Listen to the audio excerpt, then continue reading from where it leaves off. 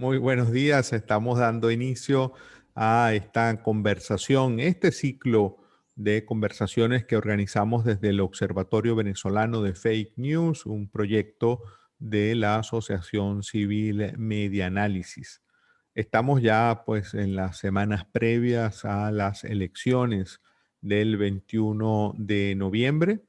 Elecciones como cualquier elección que se haya hecho en los últimos tiempos en Venezuela, siempre envuelta en medio de mucha polémica.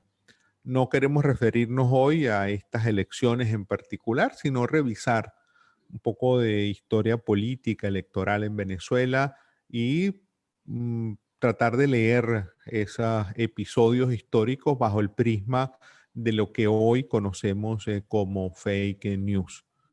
En esta provocación, si se quiere, hemos logrado tener con nosotros a el historiador Tomás Estraca. Él es el director del Instituto de Investigaciones Históricas de la Universidad Católica Andrés Bello, director del doctorado en Historia. Y como me ha dicho Tomás en privado, y espero no delatarte, Tomás, o no delatarte mucho, pues Tomás en realidad pues se siente con pluma de periodista, tiene una facilidad para escribir y uno lee mucho de sus textos históricos y tiene esa condición obviamente de historiador, pero una suerte de alma de cronista, de periodista que va retratando esos distintos momentos de la historia venezolana.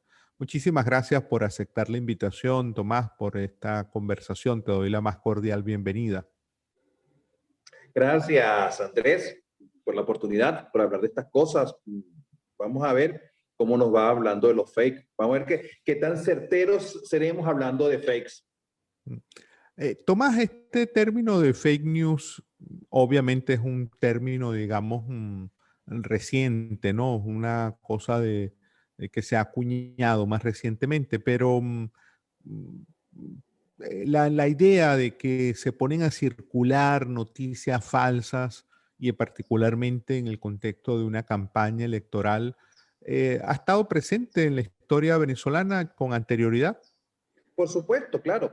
La mentira es una de las grandes herramientas, grandes armas, no voy a decir herramientas, de las grandes armas porque tiene un sentido letal, un sentido punitivo en la política. Recuerda que fundamentalmente la relación de poder es una relación de comunicación. O sea, ¿qué es el poder? Que yo digo algo y otro obedezca.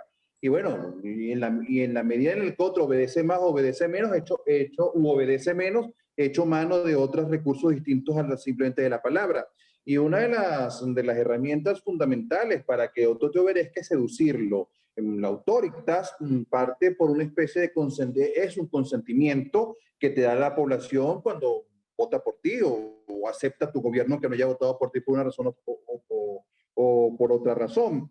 Pero no siempre es posible seducir de forma limpia, de forma clara tanto los Juan-tenorios o algunos políticos, unos Juan-tenorios, unos Juan de Maragaña, que emplean la seducción para doblegar la voluntad de los demás y someterla a sus designios. Y en ese uso de la seducción muchas veces se emplea la mentira falsa, que es de todas las que es una de las formas de comunicación a mansalva. Entonces, por supuesto que los políticos, en la política está presente esto. Lo hemos visto antes muchas veces. Si nos trasladamos al siglo XIX, que ha sido pues históricamente tu campo de estudio, aunque últimamente pues la propia dinámica política en Venezuela te ha llevado, digamos, a sumergirte Ya, también en el siglo XX.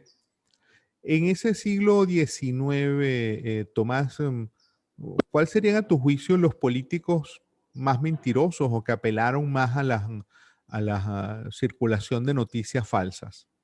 sí, mira, bueno, por supuesto los contextos de guerra se dejan circular cosas, porque hay dos tipos de niveles de fake news, como lo hay el día de hoy. Hay un tipo de nivel que es cuando deliberadamente un medio engaña, un medio dice mentiras, o un político sale y declara, a lo mejor el medio no engaña en sí mismo, sino el medio refleja la mentira que dice otro. Dice, Tomás Estaca dijo que él mañana va a seguir volando, como el cuento este de la picaresca alemana del Ulle Spiegel, que le dijo a la gente, bueno, voy a salir volando, y la gente fue y lo oyó. Pero está el otro nivel que se emplea en la lucha política, en el cual el político o el movimiento político deja correr rumores, que es lo que el día de hoy vemos a través de los laboratorios que de una forma o de otra se meten en las redes, y la gente es el humano, la vocación del humano es mirar la credulidad, sobre todo a creer aquellas cosas que le gustan o que quieren creer. Y esto ha ocurrido mucho. Mire, en el contexto, y claro, en el contexto de la guerra mucho más, porque la guerra psicológica es básicamente, o en gran medida, un gran sistema de fake news, pero a lo que vamos.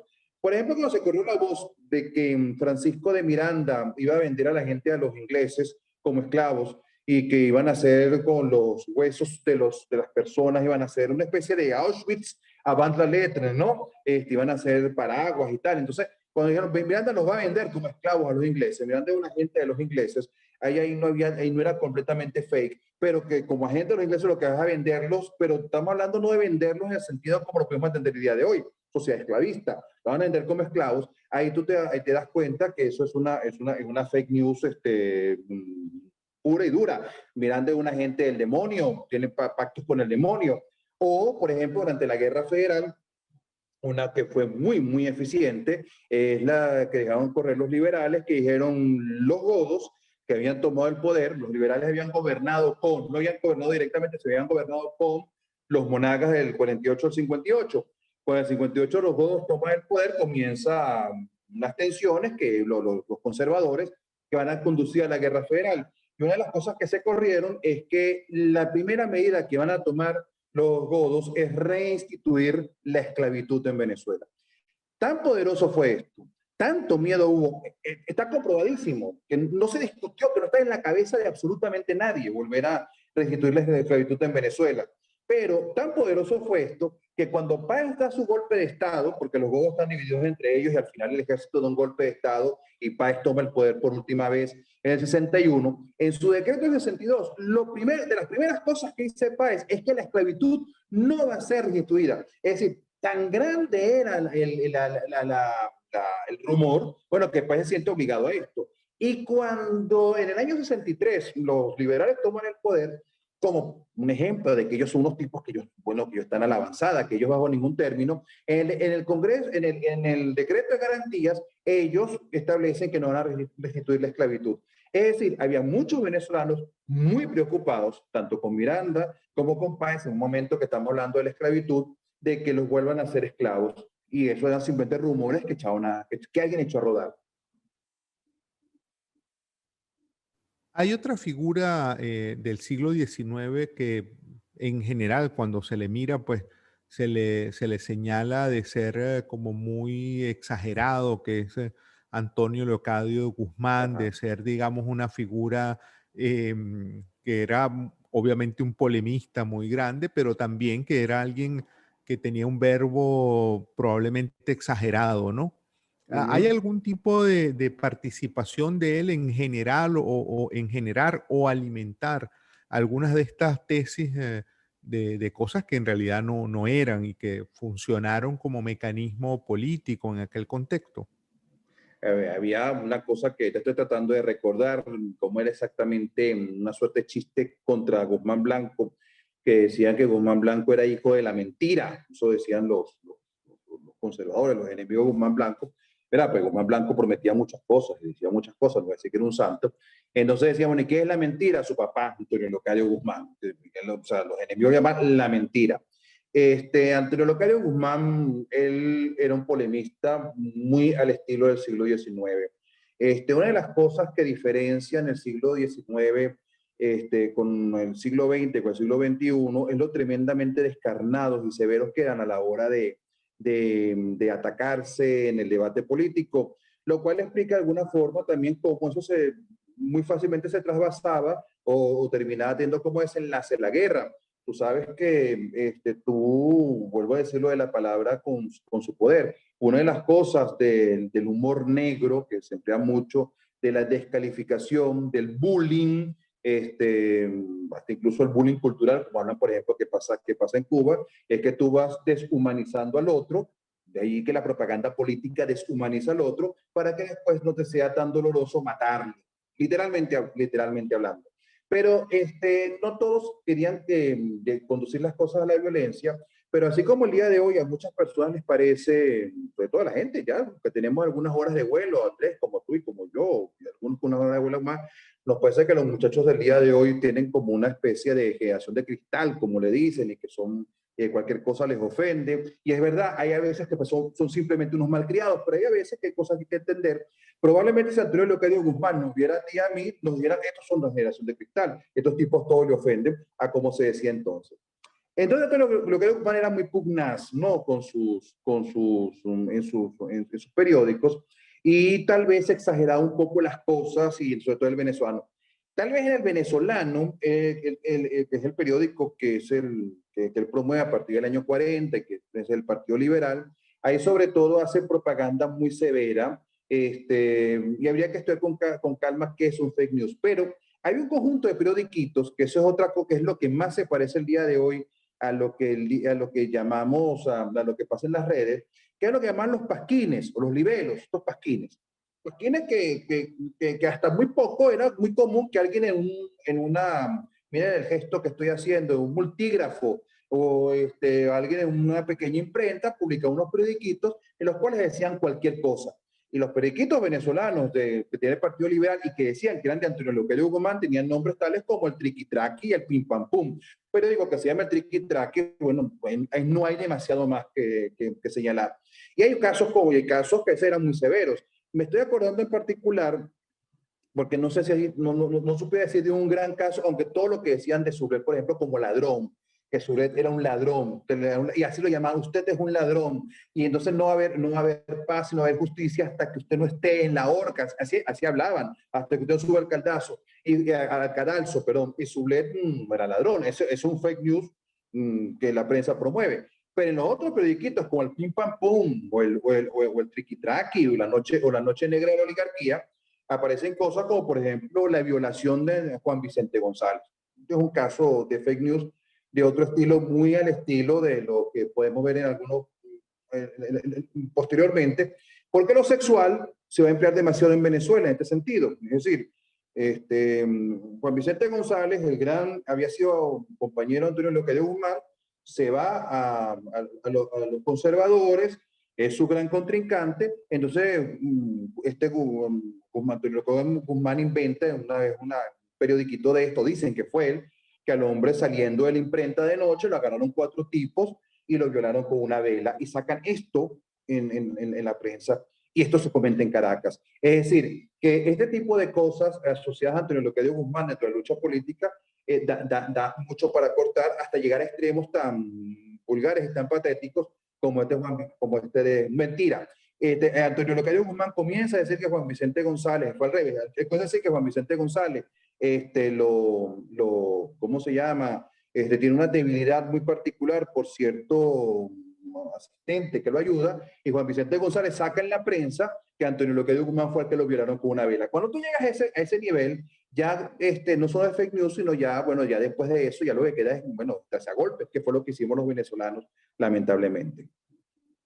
En este contexto, Tomás, de este tipo de pasquines donde cualquiera podía prácticamente decir lo que se le antojara en esa pugnacidad del siglo XIX, ¿había algún tipo de reglamentación para la expresión o todo el mundo podía decir lo que se le viniera en gana sin tener que demostrar que era cierto?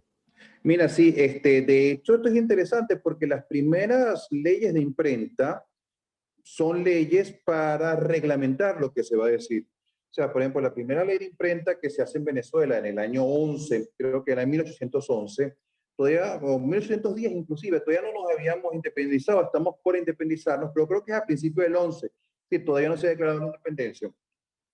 Era fundamentalmente para reglamentar qué es lo que vas a decir, porque cuando lo que pasó lo que ocurre inicialmente con estos pasquines, con estas hojas sueltas, era la gente no tenía cómo mandar un tweet, la gente no tenía cómo inventarse una cadena, eso son, de hecho, hace muy poco era muy difícil hacer que tú te oyeras. Una de las cosas que uno tiene para bien o para mal, de las redes sociales, es que tú puedes oír lo que piensa gente que antes tú no tenías idea que pensaba. Antes tú sabías qué pensaba la persona que hablaba en la prensa, o el político, el que tiene una columna, pero que está en la esquina, tú no tienes una idea clara qué pensaba. No tienes una idea clara qué le gustaba y qué no le gustaba. Pero volviendo a esto, a tu pregunta, era una de las formas que tenían las personas de hacer era de expresar sus ideas era con hojas sueltas, ¿no?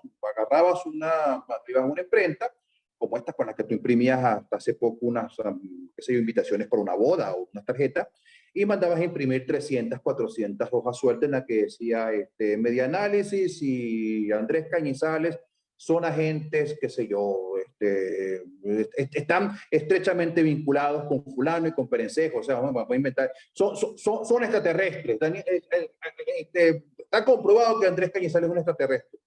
Y bueno, y pegaba esto en cualquier parte, o sacabas un periodiquito. Esto llegó a veces a llegar a niveles muy, muy intensos, es decir, las cosas que decía Antonio Locadio Guzmán y Juan Vicente González, ellos son los ilustrados. Imagínate cómo era el que no era ilustrado.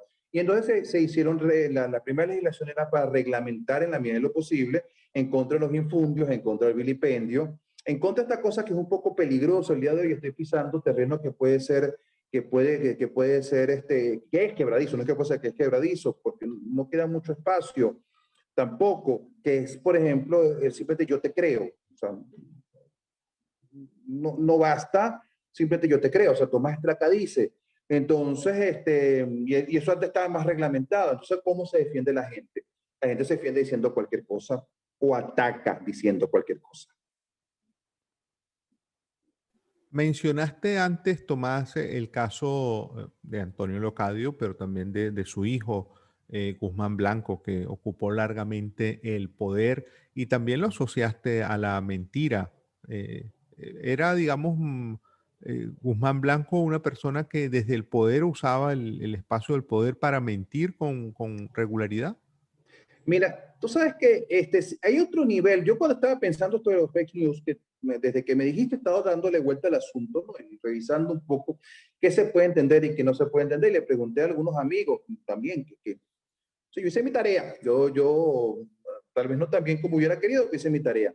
Hay varias formas. Hay una primera forma de tú mentir, que es simplemente ocultando la verdad, es decir, diciéndole a la gente como que si tú, Dios no lo quiera, nos pase a ninguno de los que estamos aquí reunidos, tengas una circunstancia, te encuentres en una circunstancia y el médico simplemente no te lo diga, te está mintiendo, o hay un problema en el avión y por reglamentación el piloto tiene que informar a los pasajeros, mira, se nos apagó un motor, tranquilos, estamos en la mitad del Atlántico, pero si rezamos un rosario, a lo mejor esto llega a quien sea hasta dónde.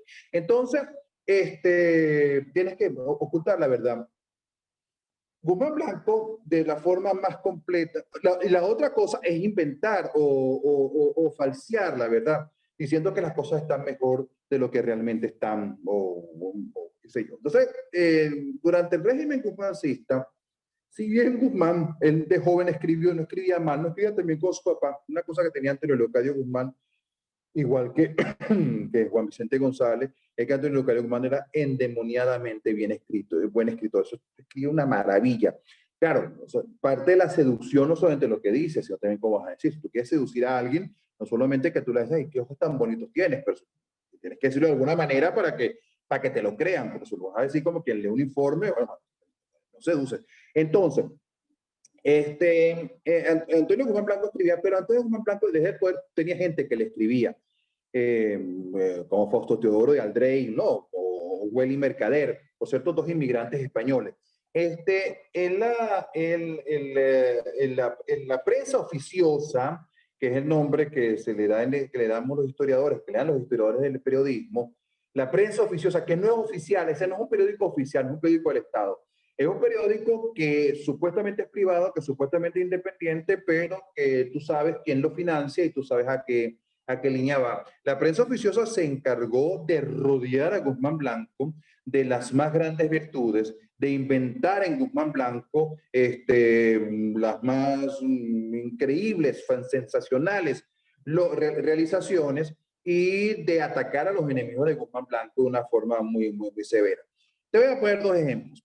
En el siglo XIX venezolano, el Partido Liberal llamaba a los conservadores, que ellos nunca se llamaron a sí mismos conservadores. Ese es el primer fake news, ahí tenemos uno. Antonio Locayo Guzmán llamó a sus enemigos conservadores, que no eran conservadores. Y los historiadores venezolanos, siempre que salimos de Venezuela, tenemos un lío tremendo cuando les tratamos de explicar a los colombianos que sí tenían conservadores serios, que decían, bueno, que nosotros teníamos conservadores, pero esos conservadores que han de defender la división iglesia-estado, defendían la libertad de cultos, defendían la libertad de expresión. Entonces los colombianos nos preguntan, bueno, y si esos son los conservadores, doctor, ¿cómo serían los liberales? Ah, bueno, ¿cómo te explico? Los liberales llamaban conservadores. Entonces, van a llamar conservador a todo el mundo, o los llamaban los oligarcas. Esta división de pueblo-oligarquía la inventó Antonio Leocadio Guzmán. Él fue el que inventó. En Venezuela está el pueblo contra la oligarquía, que después la retoman un poco los areques, y así poco a poco va a seguir hasta el día de hoy. Cuando Antonio Guzmán Blanco consideraba que alguien era enemigo suyo, inmediatamente lo llamaba oligarca o le llamaba godo. Y decía, bueno, Andrés Cañizales es un oligarca. O sea, hasta ayer era un liberal, anda con una camisa amarilla, no, es un oligarca. Entonces, un poquito el chiste que decía, bueno, ¿y qué es un oligarca? Bueno, lo que Antonio Guzmán Blanco decida que es un oligarca. Ahí tienes una característica.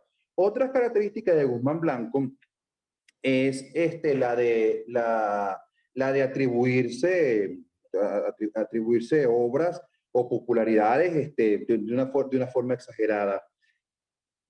Pongamos, leí una vez un artículo de un reportaje, un recorrido de Guzmán Blanco por Los Teques, San Antonio y Los Altos, usted andaba por allí.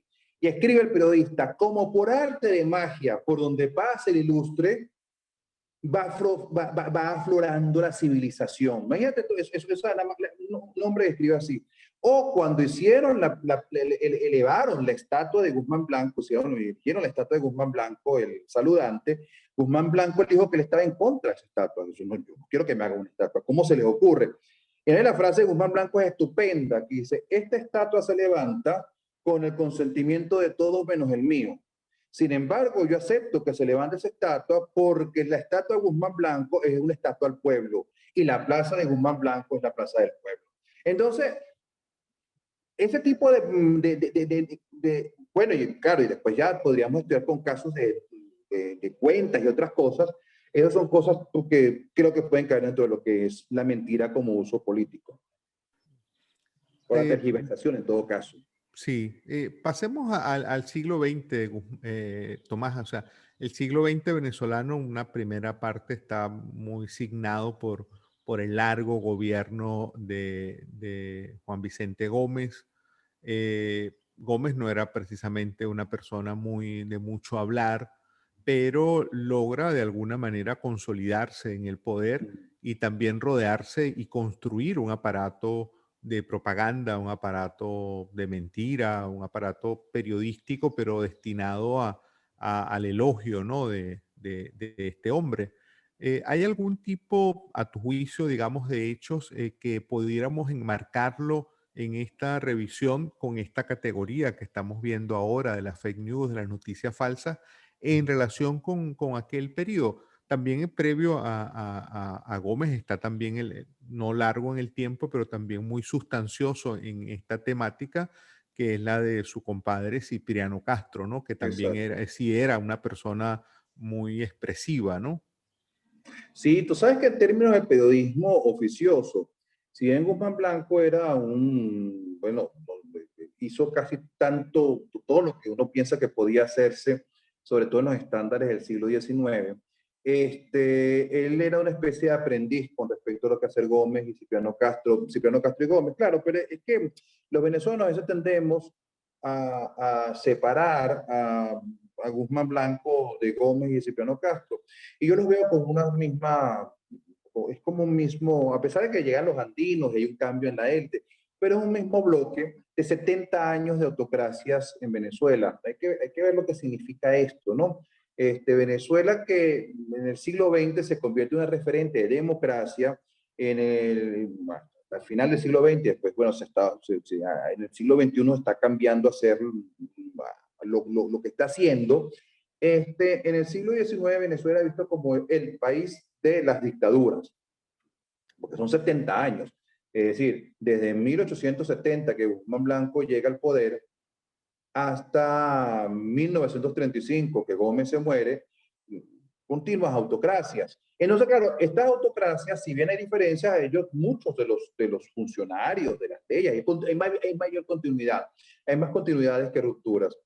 Y con respecto a el caso de Gómez, el periodismo, bueno, Cipriano Castro, por supuesto, tiene su periódico, el Constitucional, y tiene su gente que le escribe, pero para ir con Gómez, Gómez va a tener un periódico importantísimo, que es el Nuevo Diario, que crea en 1913. O sea, que los primeros 5 años del gomecismo, al contrario de lo que fue, los primeros 5 años del gomecismo, él hizo una apertura y había cierta libertad de expresión y había ciertas, no en vano esa revista que sacó Rómulo Gallego se llamaba La Alborada. Pensaban que puede ser la Alborada de algo, y sí lo era, pero no es lo que yo creía que iba a ser. El Nuevo Diario, que tiene como primer director a Diógenes Escalante, que no era un tonto, una figura y que el día de hoy es visto más bien con la heroicidad, bueno, de quienes, la heroicidad de las promesas que mueren antes de poderse cumplir. Y después tiene la gran figura que es Laureano Vallenilla Lanz, que es el director del Nuevo Diario. Y entonces el Nuevo Diario es el periodismo oficioso en su nivel más alto, claro. En toda Venezuela hay otros periódicos y hay muchos, no hay radio, no hay televisión, no hay redes. La cantidad de impresos en Venezuela es muy, muy grande en aquella época, y hay periódicos en sitios en los que después, bueno, el día de hoy estamos en un nivel increíble en la cual hay capitales, veía en estos días, no sé cuántas capitales de Estado de Venezuela no tienen periódicos, la capital del Estado. Pero en la época de Gómez era una ciudad como Boconó o un pueblo como Carora, tenían su periódico perfectamente. Bueno, nada más y nada menos que El Impulso, arranca ya. Entonces, ¿qué tenemos? ¿Qué es un periodismo oficioso? ¿Qué tiene el periodismo oficioso, sobre todo con el Nuevo Diario, que tiene en a su cabeza como director a uno de los mejores intelectuales latinoamericanos del momento, que es Laureano Vallenilla Lanz? Tiene periodismo oficioso, en la cual, bueno, Gómez es todo lo que tenía Guzmán, aunque eso sí hay que reconocerle, con menos ditirambo. Gómez menos ditirámbico. El discurso va pasando, el discurso político en Guzmán era muy importante, ese consideraba a sí mismo revolucionario, encarnación del pueblo, este tipo de cosas que a Gómez no le importaba. Y se va convirtiendo cada vez más en un discurso de ingeniero, se construyó, se hizo, tal y qué sé yo. Y un discurso también donde se mete mucho con los enemigos políticos. Laureano Vallenilla Lanz, nosotros lo conocemos por sus trabajos, por sus ensayos y sociológicos, historiográficos, nos fascinan. Pero mucha gente se acuerda del tipo que se burlaba y se metía de gente a la cual le estaban sacando las tripas en el Castillo de Puerto Cabello o en la Rotunda. Y también por su silencio. Yo creo que el fake news más grande del Nuevo Diario no era tanto las realizaciones materiales de Gómez, porque muchos se basaban en hechos reales. No eran tanto los enemigos del gomecismo, que ellos le acusan de cualquier cosa, a veces inventando. Yo creo que el peor fake news del Nuevo Diario era el silencio de los grandes problemas nacionales, que no todo está perfecto, solamente pasan cosas buenas en Venezuela, las carreteras que inaugura Gómez y lo demás no pasa. Yo no sé si estoy siendo muy largo, pero te voy a decir nada más una cosita aquí muy pequeña. Yo una vez hice un trabajo sobre el Nuevo Diario siendo estudiante. Y me sorprendió muchísimo el altísimo nivel del Nuevo Diario en 1913. Fíjate tú las noticias que yo encontré. Encontré un reportaje sobre la legalización de las drogas. Encontré un reportaje sobre la prostitución infantil en Europa. Encontré un reportaje sobre un nuevo aparato que va a ser como un cine que usted lo va a poder tener en su casa y que en los siguientes años va a ser, y todo un estudio técnico sobre 1913. Encontré un largo reportaje sobre Krishnamurti, el filósofo de la India. Y es decir, que el diario, eso era bueno, claro, tienes a un Laureano, tienes a un Diomedes Escalante hablando de estas cosas. Y encontré, por supuesto, las paradas militares de Gómez, lo que hacía Gómez y lo malo que eran los bichos que querían acabar con la paz en Venezuela, que era lo que yo estaba buscando realmente. Pero que si en Venezuela había leishmaniasis o que había problemas, de eso no dice nada. Y va a ser así por 27 años. Yo creo que el silencio a veces es una fake news. Muy buena esa acotación que hace sobre también cómo el no decir cosas que están ocurriendo y que son verdad forman parte obviamente de una campaña de desinformación con los códigos con los que vemos ahora esta problemática. Ahí también en ese periodo de Gómez, bueno, tú lo mencionaste ahorita de pasada, muchos ataques hacia los opositores, obviamente. Hay una descalificación. En esa descalificación, por ejemplo, te pongo un caso emblemático, las figuras que acompañaron luego la construcción de la democracia en Venezuela, las figuras de la generación del 28.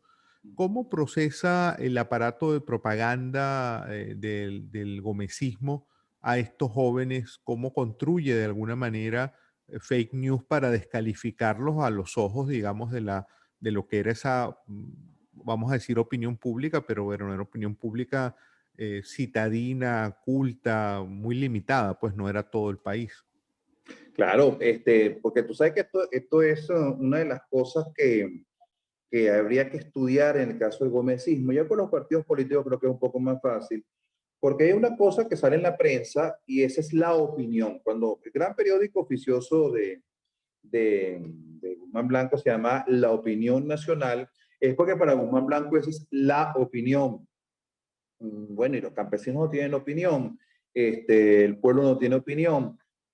Guzmán Blanco hablaba del prestigio y era importante porque algunas cosas se dicen, algunas cosas, yo les preocupaba lo que decía la gente y que había que ver cómo hacer ellos para difundir esto entre las personas. Porque lo digo porque este periódico en un país donde más o menos el 70% de las personas eran analfabetas, y cuando digo 70% de las personas analfabetas, estoy diciendo que en Caracas no, en Valencia no, en Maracaibo no.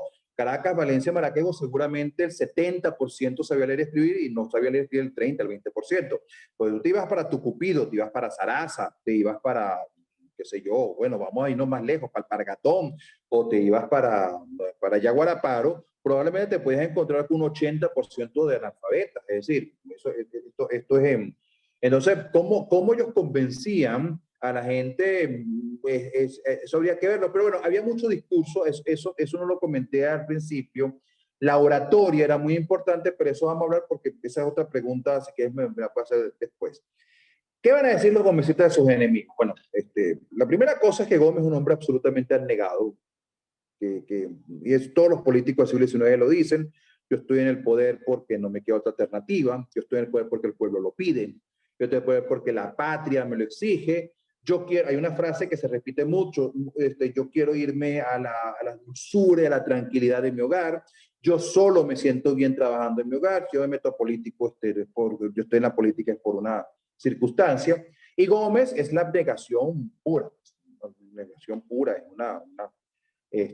entonces, frente a ese hombre que es tan bueno, que ha decidido hacer esto por sus altísimos quilates y por su absoluto patriotismo y compromiso, dispuesto a sacrificar lo más preciado, frente a eso están unos tipos que ellos quieren, por razones egoístas, acabar con esta bondad que estamos, con la regeneración nacional. Lo que llaman la regeneración, esa palabra sí es una regeneración, que es que el país va a mejorar. Y hay dos clases de políticos, tal, lo que llamaban antes, se decía inclusive en las escuelas, la oposición tradicional al gomecismo, que son hombres de su generación, que es el siglo XIX, que son los viejos caudillos, que ellos simplemente quieren hacer alboroto y quieren para hacer negocios, para tomar el poder, para usufructar el poder. Eso lo hacen sistemáticamente, son unos conspiradores, que son unos malos hijos de la patria. Eso se va a emplear mucho en el gomecismo. Están los malos hijos de la patria, que están los buenos hijos de la patria. Y ¿quiénes son los malos hijos de la patria? Los políticos. Ese discurso antipolítico, un discurso del gomecismo. La política y los políticos lo que quieren es enrollar, lo que quieren es generar problemas. Nosotros lo que queremos es trabajar. Entonces, ¿quiénes son los buenos hijos de la patria? Los hombres y la gente de trabajo. Y así Gómez lo va a definir. Nosotros, los buenos hijos de la patria, nosotros, la gente de trabajo, queremos a estos sinvergüenzas. Y bueno, ¿qué se hace? Pues estos sinvergüenzas quieren hacer lo que se hace. Nosotros nos toca más, bueno, que poner unos grillos y tal. Ese es el discurso. Cuando llegan los machos del 28 son distintos. Al principio no saben muy bien qué decirlo, porque yo no soy Horacio Duchar, yo no soy Nicolás Rolando. ¿Cómo los mido? Entonces rápidamente aparece el fantasma del comunismo, para citar al mismo Marx. En una forma muy rápida de descalificarlos, no era descalificación, porque muchos efectivamente lo fueron, es llamarlos son comunistas. Estos tipos quieren traer el comunismo. Pero el terror del comunismo en los años 20 era un terror sobre todo por el totalitarismo y la falta de comida. No lo podían saber, no lo sabían muy poca gente. en el mundo. Es sobre todo que son una gente que quiere anarquía, una gente que quiere quemar iglesias, una gente que quiere acabar con la familia, los come niños. Entonces, eso se va a emplear bastante en los discursos a partir de los años, del año 28, 29, el último Gómez. Ahora, esa generación del 28 no sería una exageración haberla catalogado también de estar inspirada en ideas comunistas, Muchos. bueno, es porque era de alguna manera pues un tema en boga en ese momento, ¿no? Sí, claro. Muchos de ellos, los muchachos del 28, las entrevistas que le hacen, hay un testimonio largo que hizo, un reportaje, es un reportaje que hizo Miguel Otero Silva, quien sí era comunista, murió comunista, murió empresario comunista, es como un poquito como Inocente Palacios. Hizo un reportaje cuando se cumplieron 50 años de la generación del 28, 78, donde le preguntaba a ellos, bueno, que echaran su cuento. Y buena parte de ellos estaban convencidos de que ellos tenían, que ellos no eran, que en el año 28 en sí mismo ellos no eran comunistas. Y Arcila Farías hizo otro tanto y decían lo mismo. Y en el año 28 es lo que le parecía que el gomecismo era un gobierno muy dictatorial, muy dictatorial, o sea, era un ejemplo en América Latina de dictadura. Es decir, no estamos hablando de que el gomecismo les parecía una dictadura a los finlandeses el día de hoy. Eso es posible que esto pasa. No, Gómez le parecía un dictador terrible a los guatemaltecos. Gómez le parecía un dictador feroz a los peruanos. O sea, gente que estaban jugando en canchas muy parecidas. La segunda cosa es un régimen muy cruel, muy sanguinario, una Venezuela, yo lo digo de esta manera, si en el gomecismo era común, que hasta un poco después, que una maestra en la escuela, para castigar a un niño, lo sentara de rodillas, lo pusiera de rodillas sobre dos granos de maíz, uno en cada rodilla, y lo dejara a media mañana, si eso tú le hacías a un niño de 8 años, 9 años, bajo el sol, bueno, que no le hacías tú entonces a un enemigo político, no lo guindabas en el tortol, los venezolanos inventamos, refinamos. Lo único que inventamos en aquella época realmente fueron métodos de tortura. Entonces, inventamos el tortol. Entonces, y un régimen demasiado corrupto, extremadamente corrupto. Entonces, ellos lo que estaban en contra de esto para adecentar un poco el país eran liberales. Claro, en lo que salen, lo que está de moda es la Revolución Rusa y les parece que esa es la solución para todo. Y ellos comienzan y se dejan seducir, unos más, otros menos. Unos se quedaron toda la vida enganchados, otros se fueron muy rápidamente, otros tuvieron una feroz sarampión que les duró unos años, pongamos Betancourt, y después se vuelve un gran anticomunista, pues ellos creen que esa es la solución. Así que cuando los acusan de comunistas no es completamente un fake news.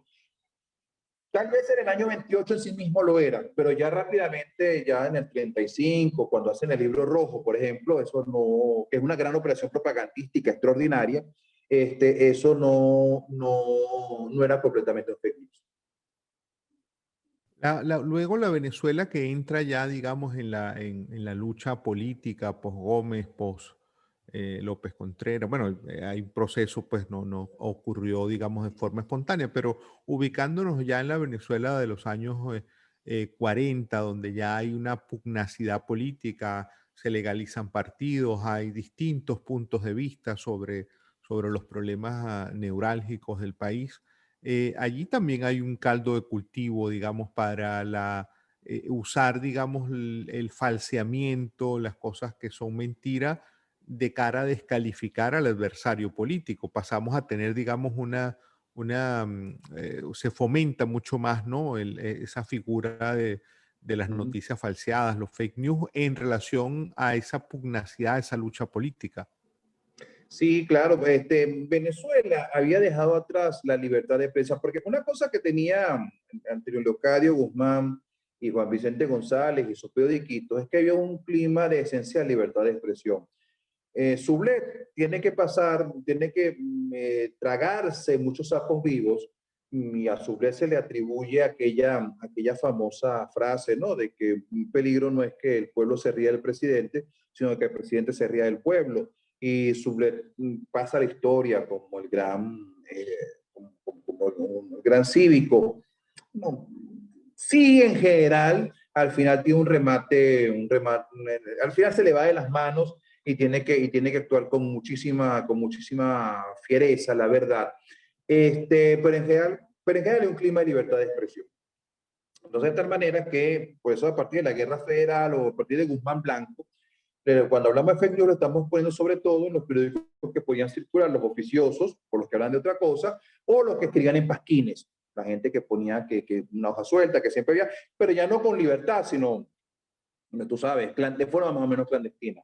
Por supuesto, los 70 años estos que son la dictadura de Guzmán Blanco, 70, bueno, la autocracia, la hegemonía, 70 al 88. Después tenemos unos 10 años en los cuales es la cosa más o menos, luego tenemos a Cipriano Castro, son 10 años, después como 27, en ese largo periodo, no hay realmente una libertad de expresión en todo el sentido de la palabra, algunos asomos, ¿no? Pero a partir del año 36 ya hay una enorme libertad de expresión, sobre todo con los que había antes. Y hay de nuevo periódicos que permiten hablar y en la cual se hacen acusaciones, se dicen cosas, se plantean cosas, y hay una gran cantidad de periodiquitos y de libelos, de pasquines que hacen estoy buscando la otra palabra, que no solamente pasquines, cuando alguien hace un texto que es así, bueno, entonces se me escapa. Entonces, en términos generales, esto ocurre. Y en la década de los 40, por supuesto, ya sobre todo cuando pasa López Contreras, hay una libertad de expresión casi restricta. Y en la prensa se corren cosas, se dicen cosas. Por ejemplo, cuando se plantea que Isaías Medina Angarita es un simpatizante del fascismo, que él es un fascista, que es un hombre que fundamentalmente él admira a Mussolini y que tiene a Mussolini que en su escritorio tiene una foto de Mussolini con la familia, tiene una foto de Mussolini. Claro, entonces son cosas que se corren y que se corren a tal grado que que tienen elementos de laboratorio. Entonces, claro, no puedo decir que yo lo haya leído en un periodiquito, qué sé yo, del PDN o el Partido Comunista, no tanto, haya dicho esto, pero son cosas que se comentan. Está hablando estos días, como la muerte de Alberto Adriani, que dio tanto que hablar, que al hombre parece que simplemente le da un infarto. Pero entonces, bueno, entonces pero es que él no estaba solo en la habitación cuando se murió y tal. Entonces, después es que él estaba acompañado y luego comenzaba a pasar nombres de posibles compañeras y hubo una que parece que hizo plata y todo con la fama que obtuvo de eso. Bueno, otra gente quiso someterse a probar sus intensidades. Pero en todo caso, esas son cosas que se comentan. Y entonces, claro, hay debates públicos. Y muy rápidamente es interesante cuando unas figuras comienzan en la oposición a terminar a ser objeto dentro del debate público, porque se dice que el gobierno de Medina es medio filofascista, que es un gobierno oligárquico, se les comienza a llamar oligarquía otra vez. Y había muchos, obviamente, 20% decidía sobre el 80% del país. Eso califica como oligarquía. Pero bueno, pues una oligarquía que está democratizando, podrían decir que es lo que decía Medina. En todo caso, hay ese elemento y cuando comienza a haber pleitos dentro de la misma oposición. Y eso después se veía al trienio, por ejemplo, en lo que era la izquierda que se divide en lo que va a ser la izquierda DECA, el PDN y la Acción Democrática, y los comunistas, y comienzan a... Entonces, claro, los comunistas hacen acusaciones, por ejemplo, a Betancourt, que dentro del lenguaje comunista de la época puede tener peso, como dicen que es aprotrotskista, entonces que es el APRA y trotskista, que son... Quienes han leído los libros de la Unión Soviética saben estas calificaciones aprotrotskistas. Betancourt le responde con un artículo donde dice que él no entiende que sea aprotrotskista, que eso le suena a una suerte de nueva conga, que se la diga para bailarla. Y entonces por ahí comienzan discusiones. Entonces, el uno llaman al uno fascista, el otro llaman aprotrotskista, y la derecha va a inventar el gran fake news, es uno de los más influyentes, uno de los más definitorios de la historia venezolana, ya a partir del 45, después del golpe del 18 de octubre, que es la palabra ADECO. AD comunista, AD comunista. Como era en el discurso de la izquierda de aquella época, aprotrotskista se hubiera dicho aprotrosk. Entonces, porque como imitando lo que se decía, como hablaban con las siglas propias del presidente internacional de Moscú, de la URSS, era eso como Sol, Aprotros, entonces ADECO, entonces fue inventado una cuestión. Él comienza a inventar lo de ADECO como ADECO comunista, tipo lo que son los comunistas, lo que son unos comunistas, y eso que fundamentalmente era un fake news que en el diario La Esfera, en la columna, que creo que se llama El Telégrafo, comienzan a difundirlo. Bueno, esto se convirtió hasta el día de hoy una cosa que se mantiene hasta... No, bueno, algunos adecos eran comunistas en el fondo y después se fue hacia el comunismo, pero en general la Acción Democrática no. Pero entonces, eso es bueno, dentro de este discurso, y disculpa que me extienda mucho, Leoncio Martínez, cuando comienza a reírse de los muchachos de la UNE, Unión Nacional de Estudiantes, con muchos católicos, que vienen de los colegios católicos, que es una cosa nueva, en Venezuela no había colegios católicos, Gómez permite que hayan colegios católicos, se crea el San Ignacio, se crea La Salle, que se hagan unos muchachos, son unos niños bien, son unos niños que como Caldera usa toda su vida, peinados con gomina, comienza los otros chavos son muy bonitos.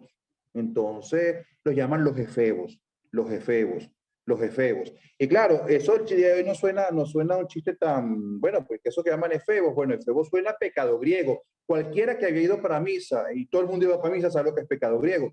Por eso los efebos de la UNE van y le dan una paliza a Leoncio Martínez, que entonces te das cuenta que este es un problema de libertad de expresión. En fantoches se meten con una gente y esta gente para demostrar que más es feo ser usted, van y le dan unos puñetazos por los cuales después eso no se recupera, se muere al tiempo.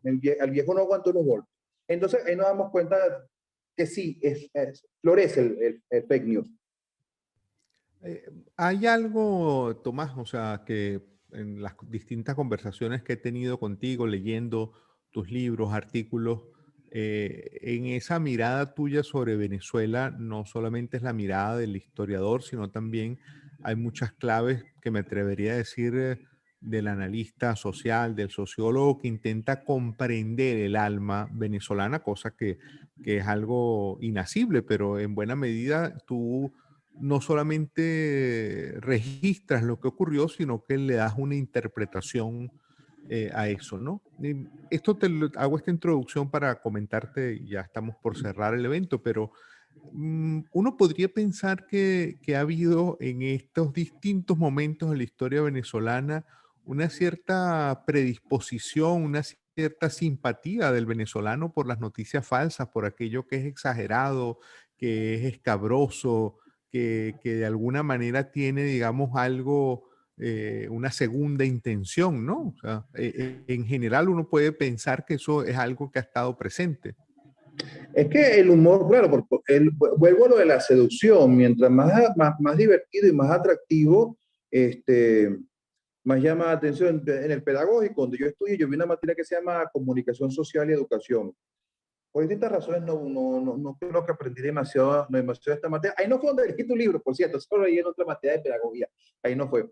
Y entonces nos decía el profesor que nos daba, que era un periodista que hablaba en RCR, y él nunca podía ir porque siempre tenía pautas y pasaban muchas cosas, que el hombre estaba enredado. Entonces él decía, usted va pasando la televisión, y en un canal, usted, lo que ahora llaman zapping, en aquella época no, y en un canal usted ve a un arpiete hablando, y en el otro canal usted ve a Iti tocando violín. ¿Dónde se queda usted? Bueno, claro, Iti tocando violín, ¿quién no va? Bueno, no, quien no va, pues eso hay que verlo, ¿no?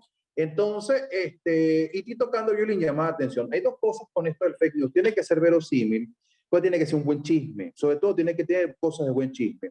Y la cosa de buen chisme, por supuesto, los chismes son cuentos que son verosímiles, pero no por eso dejan de ser fantásticos. O sea, no es un chisme y dice, bueno, yo esta mañana vi al profesor José Francisco Juárez llegar a su oficina y tomarse un café y decir buenos días. No está bien. Eso, pero, ajá. Entonces, pero si yo digo, bueno, esta mañana el profesor José Francisco Juárez, no sé qué tal, está. Entonces, ahí ya la cosa, se pone más interesante.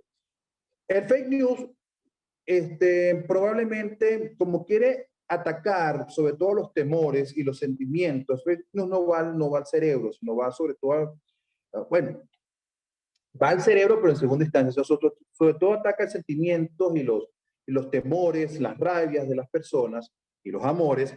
Tienes tú que conocer bien cuáles son esos valores de las personas, qué es lo que sienten, qué es lo que tiene su imaginario, porque si no se te escapa, es decir, eso es como entender un chiste de otro país, tú hasta que tienes que estar mucho tiempo en otro país para que algo te parezca cómico, para entender en última instancia los chistes propios de allá.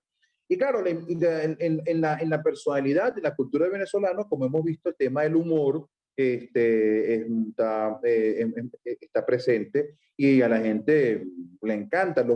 Si una cosa tiene peor José Domingo Díaz, de quien no hablamos, el primer gran periodista venezolano, probablemente el primer venezolano que se dedicó a la prensa como su actividad fundamental de vida, o sea, a vivir de eso. Escribe en la prensa Andrés Bello, sí, él montó un periódico, que lo pusieron, pero la Gaceta de Caracas era parte de las 20.000 cosas que tenía que hacer. Andrés Bello sobre todo tenía que traducir cosas en inglés al español, ese es su trabajo, pero como escribe bien, me escribe un periódico. José Domingo Díaz que se dedicó a esto. Antonio Locayo Guzmán, Juan Vicente González, Laureano Valleñala, estos que hemos hablado, todos tipos muy polémicos, tenían una característica en común, todos tenían un estupendo sentido del humor y empleaban la ironía y empleaban el humor negro, es importante el humor negro, para desarrollar fake news. Y a la gente le gusta porque es Iti tocando violín, es llamativo. El fake news sobre todo da pábulo este, a tus propios prejuicios, a tus temores, te dice que las cosas son como tú esperas o como tú crees que puedan ser. Entonces, Ular Pietri explicando con calma, sin decir que Ular Pietri a veces no se le iban los tapones, pero explicando con calma, eso no es tan divertido como ese chico que yo oí, que me dijo un primo, que tiene un primo que fue traje en un ministerio, y una hermana del que se caía palo con fulano. Entonces, claro, allá la cosa ya, fundamentalmente ese fulano le dijo lo que tú estás pensando, o sea, el gobierno se va a caer, o el gobierno no se va a caer, o sea, a eso le gusta a cualquiera. Sí. Ya para cerrar, Tomás, hay 3 comentarios, preguntas del público. Uno, podemos decir con valentía que la mentira actualmente en Venezuela es una política de Estado, la hegemonía comunicacional lo puede todo y ellos lo saben. Esta es una.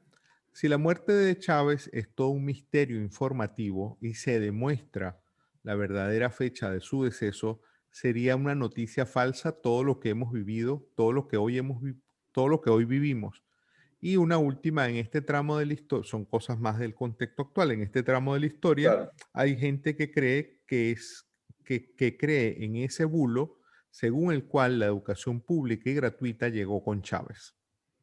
Bueno, claro, es que la propaganda, las máquinas, la hegemonía comunicacional es fundamentalmente una gran máquina de propaganda. Es usar, es una publicidad engañosa, es como, ¿cómo se llama? Como los infomerciales, ¿no? Infomerciales, ¿no? O sea, eso que usted llame ya, y si llame en los próximos 5 minutos, le daban. Claro, eso es una publicidad que no se presenta como una publicidad, te ponen un testimonio y te ponen una cosa y te ponen un tipo hablando, entonces es un pequeño programa, ¿no? Entonces, pero lo que te quieren es que tú compres tal cosa que hoy estuve viendo, estaba desayunando y estaba viendo, metes un pepino y el pepino sale no sé cosa, con una especie de molinos para... Entonces, bueno, yo le quiero vender eso, claro, sale una señora diciendo que le cambió la vida con eso y sale otra persona diciendo que no, que hizo millones. Pero en todo caso, lo que quiero decir con esto es que la prensa oficiosa y la hegemonía comunicacional lo que quiere es que toda la prensa sea oficiosa, que es lo que logró Gómez, que es lo que logró, Guzmán Blanco, es un infomercial, es decir, todo en última instancia es propaganda. Y la propaganda no tiene por qué ser necesariamente mentirosa, pero buena parte de la propaganda es convencerte por las palabras y por lo que presenta, de lo que no te deja convencer lo que ves y lo que sientes. Cuidado, y a veces es más eficiente, a veces es más exitoso. Alguien me preguntó algo con respecto a la muerte de Chávez. Pongamos que se demuestre que lo que declaró el Pollo Carvajal en estos días es verdad. Bueno, no es un fake news todo lo que ha venido pasando, pasó una cantidad de cosas. Y aquello, y aquello si fue un fake news o no fue el momento que lo anunció, si llegó a hacerlo, bueno, sí, pues la noticia en sí misma no es un fake, porque el que hace la noticia, el que la recoge, es la noticia que había. Pero el que lo dijo, sí dio una noticia. Si eso es falso, una noticia que obviamente puede tener consecuencias e implicaciones de mucha índole. Hay una tarea, pienso yo, tanto para periodistas como historiadores, a propósito de este comentario, de que en Venezuela todavía hay gente que cree en el bulo según el cual la educación pública y gratuita llegó con Chávez. Ajá. También recientemente hemos visto una campaña y declaraciones prácticamente donde aseguran que la participación de la mujer en la política en Venezuela prácticamente comenzó fue con el chavismo, cosa que tampoco Ujú. es cierta, ¿no? Sí, exacto, porque claro, menos mal que me traes aquí a capítulo con esto que se me había escapado hablando de otras cosas. La, una de las cosas de la propaganda es sobre todo atribuirse de los sistemas políticos, atribuirse el inicio de aquellas cosas que son positivas y quitándoselo a los regímenes o a los gobiernos o a los gobiernos anteriores. No hay mejor antídoto ante el fake news y ante los fake de todas las posibles que la información, que tú tengas capacidad para informarte. Es increíble. Nunca ha habido tanta posibilidad para que una persona se informe por su cuenta. Si yo estoy, vuelvo a nombrar a Carora porque como Andrés es guaro, vamos a meternos por los guaros. Si yo estoy en Carora en 1925, el impulso me dice lo que el Eustoquio Gómez ordenó decir. La posibilidad de que yo desde mi finca, donde tengo mis chivos y mi cuestión, me entere de algo distinto, muy difícil. O sea, ¿cómo hago yo? No, voy a ir a la oficina del telégrafo, que también me lo controlan, para que me manden un telegrama donde me informen cómo hago yo para enterar. El día de hoy puede averiguar bastante por su cuenta. Pero ahí voy a una cosa que decía en 1958, 60, Ángel Rosenblatt, el filólogo y educador, un libro bellísimo como libro, pero terrible, porque anuncia mucho de lo que lamentablemente vino, que se llama La educación en Venezuela. Decía, no hay nada peor que un hombre muy informado, pero mal formado. Ahora diríamos incluso muy informado de información basura. No sabe muchas cosas. Yo probablemente mi cerebro ocupa las neuronas que me quedan buenas, de esas, las Kardashian ocupan más espacio de lo que merecerían, por decir algo. O sea, no se entera de cosas, bueno, porque las ves en TikTok, no hace ninguna falta. Pero en todo caso, no es nada peor que un hombre informado, pero mal formado, porque no puedes procesarlo, porque no buscas, porque no tienes criterio para ver cuándo buscar y cuándo no. Que es una de las cosas que los observatorios de fake news quieren decir, mira, señor, usted oiga y lea lo que sea, pero usted busque. Si le dicen que la educación pública comenzó ahora, pregúntele a su abuelo cuándo estudió y si se pagaba o no se pagaba. No tiene, o sea, no le estoy hablando de la reforma del código civil japonés de la reforma Meiji, porque bueno, ay, sí, verá, güey, imagínese. Pero sí, pregúntele a su abuelo, pregúntele en internet, ¿alguien puso algo con Guzmán Blanco? Pregunto, averigüe, ese decreto de Guzmán Blanco está en Google, usted lo consigue como en 3 o 4 páginas reproducidos. Pero lo que usted no tiene es el criterio. Usted puede estar informado, que usted no tiene criterio. Información puede ayudar a esto. O con las mujeres. Bueno, o sea, ¿cuándo comienza a votar la mujer? ¿Cuándo hubo la primera ministra en Venezuela? 67, la puso Leoni. Entonces, bueno, después cuando hizo la reforma, en el 82, y eso que estoy diciendo no es porque soy un genio, usted meta en Google. Entonces, es así, eso es algo que hay que llamar atención. Sea crítico y averigüe. Bueno, nos queda ahí un comentario, nos escribe la colega desde el estado Táchira, la colega Liropeya. Ella nos comenta sobre qué hacer ante esta manipulación. En el caso de Tomás, bueno, ser historiador también le da múltiples capacidad de hacer comentarios sobre muchas cosas. Le invito a la Europea, a todas las personas que nos siguen, a que también visiten la página del Observatorio de Fake News, fakenewsvenezuela.org.